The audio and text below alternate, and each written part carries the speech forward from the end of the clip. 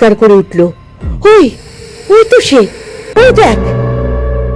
আমি শুয়ে শুয়ে জানলার দিকে তাকালাম। দেখলাম জানলার ঘষা কাচে ফ্রক পরা 14-15 বছরের একটি কিশোরী মেয়ে এলো চুলে ঠেস দিয়ে দাঁড়িয়ে আছে। আমি কঠিন গলায় বললাম, কে তুমি? মেয়েটি নিরুত্তর। এমন সময় ফুস করে একটা দেশলাই জ্বালার শব্দ হলো।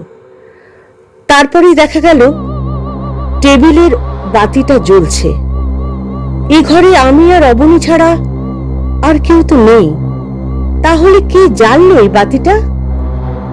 কে কে সেই অশরীরী? ততক্ষণে ছায়ামূর্তি মিলিয়ে গেছে। আমরা দুজনেই ভয়ে কাঠ। চারিদিক নিস্তব্ধ, নিঝুম। অবনী যেন নীল হয়ে গেছে। আমার সারা শরীর ঘেমে উঠল।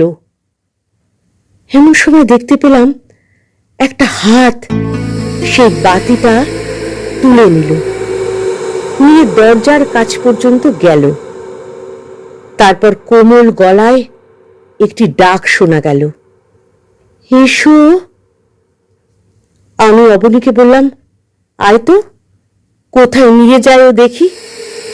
অবনী বলল, না না, খেপেছিস? ও আমায় রোজ ওইভাবে ডাকে, আমি যাই না। আয় আয় বলছি, আমার বড় ভয় করছে। ভয় কি? আজ তুই একা নয়,